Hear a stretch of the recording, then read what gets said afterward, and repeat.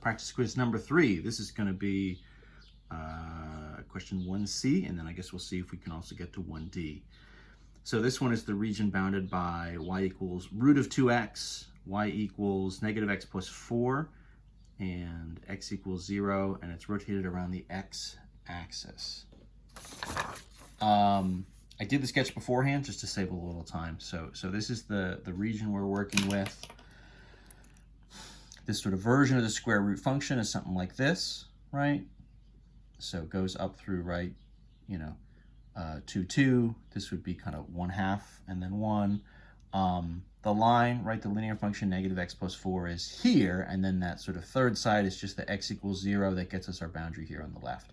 So we're talking about the region up above, over the root function and sort of underneath the line. We're rotating around the x-axis. So just as a sort of a setup thing, if this is x-axis and a y equals style function, probably for us, that's going to mean washers, discs/washers, right? I know this is going to be washers because this is a kind of a separated area between curves region. It's not going directly down to the axis. So there's space here, so I know I'm going to have an inner and an outer. So I would say washers is the best setup to use based on what we've got. If you tried to, so what would the kind of washer look like? If I kind of pick generically, right, one of these guys, and then I do the rotation.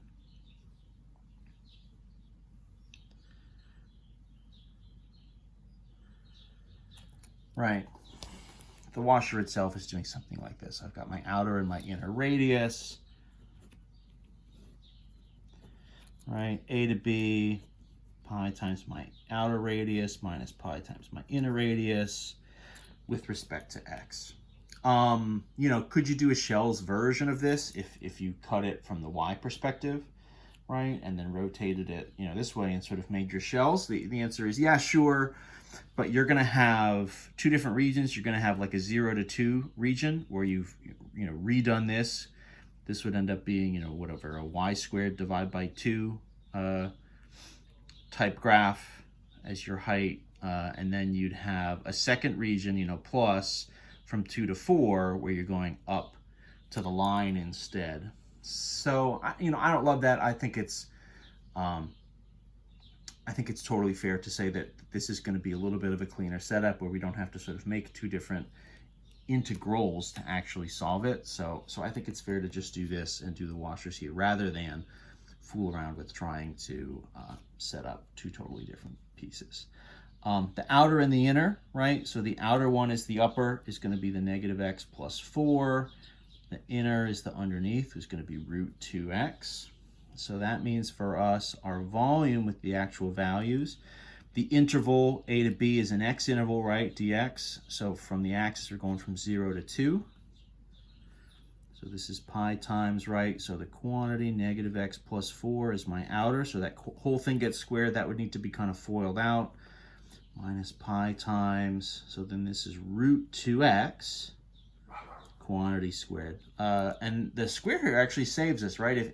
If what I had here was root 2x without anything else on it, that would actually be something we don't really have a way to integrate yet, and that would be an issue.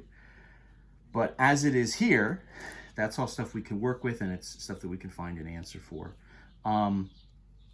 I'll do the same thing I did in the last one. Just, in theory, they both have the pi, so the pi can come out front, 0 to 2. If we started to expand this, this would be, right, a positive x squared minus 8x plus 16, right, kind of minus the quantity. Root squared is going to be minus the quantity 2x. So you end up with a semi-decent polynomial here. You can do, again, just sort of usual power rule type stuff to find our antiderivative and then sub our values in. So pretty reasonable stuff we can work with. Boy. Sorry, I was trying to start writing for the last one, but that black pen is kind of giving up the ghost a little bit. So last but not least, 1D on the practice. I didn't do a sketch of this one yet. So this is the region bounded by y is negative x plus 2. So just another line. X is 0, x equals 0, y equals 0. And then it's rotated around the line x equals 4. So this is going to be a pretty simple region to sketch, but then the catch here is we're going to rotate it not around one of the axes, we're going to rotate it around a whole nother line. So I know I need to go out to 4, 3, 4. What did I start with? Y is negative x plus 2. That's going to start here, and then it's going to just go over 1, drop 1, over 1, drop 1. Between x is 0, y equals 0, right? So my line is there, negative x plus 2, and I'm going around. Right, x equals 4 is here, so I'm taking that region, I'm rotating it around there. So the rotation here is not around the axis, it's around something else. So if I take from the x perspective, well, a couple things, right? So this is, vertical line rotation, right? It's the same kind of concept as the y-axis rotation, right? So that's like the y-axis rotation, and we're given a y equals type curve. So what that's going to tell me, right, is if I'm given y equals and I'm doing this sort of vertical y-axis style rotation, probably shells is my best bet. So that means, right, my volume setup should be the interval a to b, 2 times pi times the radius times the height, right? That's our sort of surface area of that shell. Dx, right? So with respect to x. If I kind of cut this and set it up along an x value, right? And then I do my rotation, I'm getting something kind of like this, right? My radius, that's a terrible place to put it, right? My radius, of course, is here, and then my height values are going to be there. So the shells, what changes when I do a rotation that's not around the axis, the big piece that's affected is the radius. So the radius here is going to be that distance between the line we're rotating around, which is 4, and then the actual x value itself. We said it's sort of that kind of outer minus the inner. So the radius here is going to look like 4 minus x.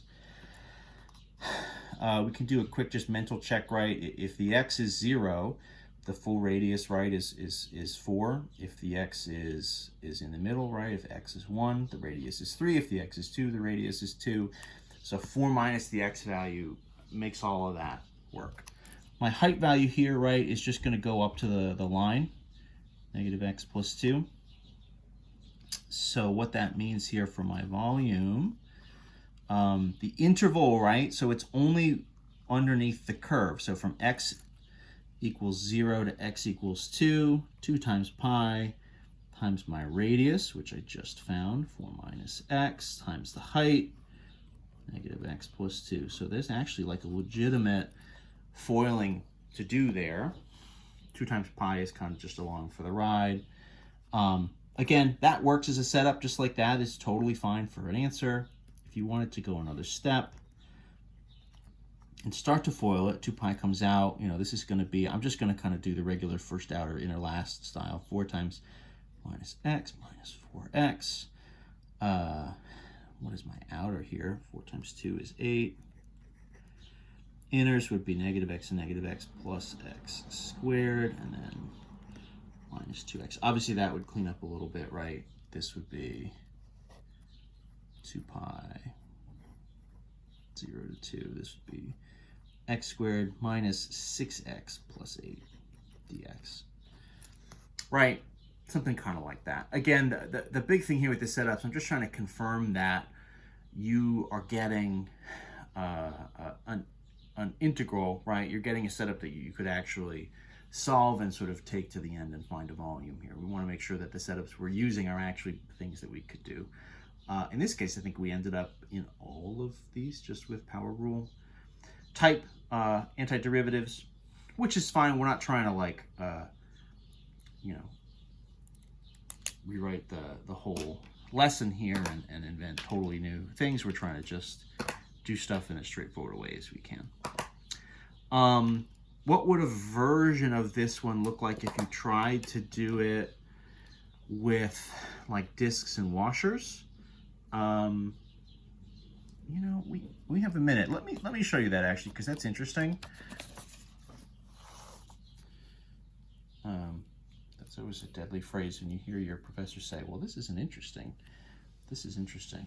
Sometimes that means run away, because it means it's tricky. So what do you say? 1, 2, 3, 4. So going around this guy.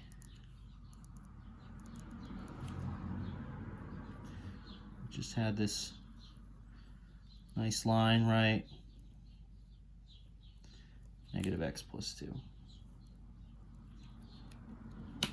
So if I tried to cut this from the other perspective and set it up from the y perspective, right? I'm getting this as sort of my cut, and then I'm rotating it around, and I'm getting, right, a washer like this.